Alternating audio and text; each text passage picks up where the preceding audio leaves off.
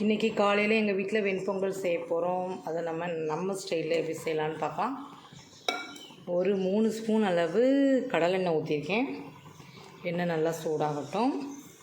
இதுக்கு ஜீரகம், மிளகு, கருவேப்பிலை, பெருங்காயத்தூள், நல்லா பெரிய துண்டு இஞ்சி நச்சு வச்சுருக்கோம். இப்போ மிளகு போட்டுக்கலாம். 1 ஸ்பூன் அளவு மிளகு நல்லா பொரியட்டும். மிளகு பொரிஞ்சிருச்சு. இப்போ ஜீரகம் போட்டுக்கலாம். ஜீரகம்,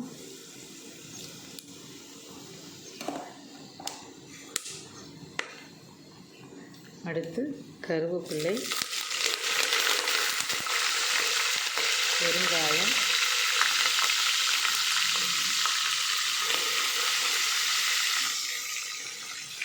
அடுத்து இஞ்சி, பூண்டு,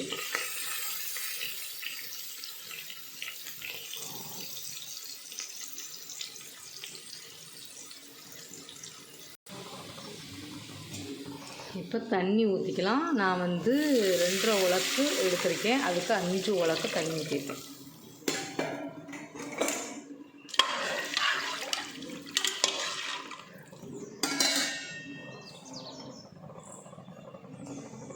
ஒன்றரை உலக்கு பாசிப்பருப்பு, அதுக்கு நான் 5 உலக்கு தண்ணி எடுத்திருக்கேன்.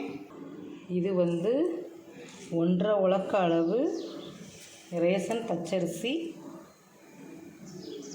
உலக்கு பாசிப்பருப்பு, அதாவது 300 கிராம் அரிசி, 200 கிராம் அளவு பாசிப்பருப்பு நல்லா கழுவி சுத்தம் பண்ணி வச்சுருக்கேன். இது ரேஷன் அரிசி தாங்க, கடை அரிசியெல்லாம் கிடையாது. ரேஷன் அரிசியில் தான் நான் வெண்பொங்கல் செய்வேன். வெண்பொங்கல்னால் எங்கள் வீட்டில் எல்லாருக்குமே ரொம்ப பிடிக்கும். அதனால் கொஞ்சம் கூட தான் செய்வேன். இப்போ தண்ணி நம்ம கொதித்ததுக்கப்புறம் இந்த அரிசியை நம்ம சேர்த்துக்கலாம். இப்போ வெண்பொங்கலுக்கு தேவையான உப்பு சேர்த்துக்கலாம்.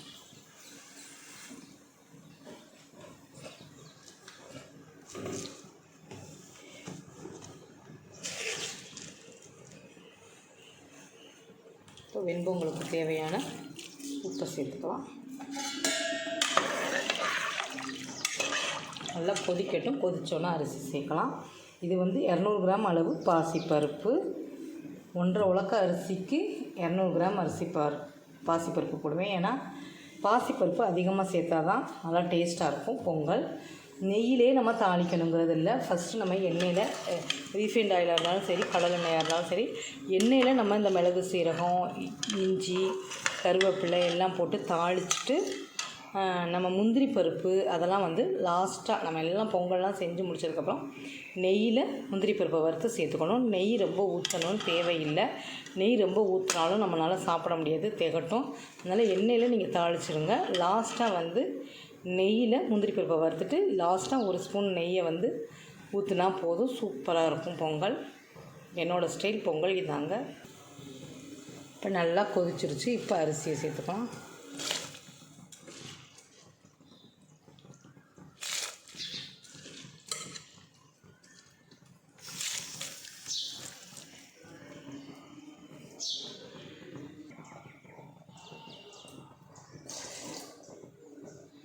ஒரு 1/2 டம்ளர் மட்டும் பால் ஊற்றுங்க.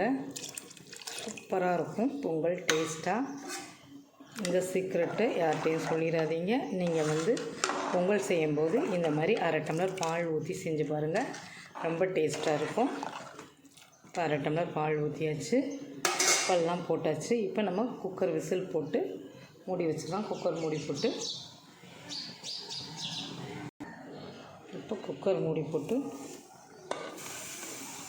மூடி வச்சிடலாம். இப்போ குக்கர் விசில் போட்டாச்சு. ஒரு 2 விசில் வரட்டுங்க. சூப்பராக பொங்கல் ரெடி ஆயிரும்.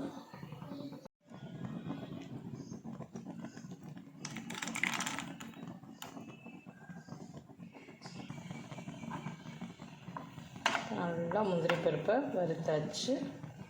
இவ்வளோ போட்டுக்கலாம்.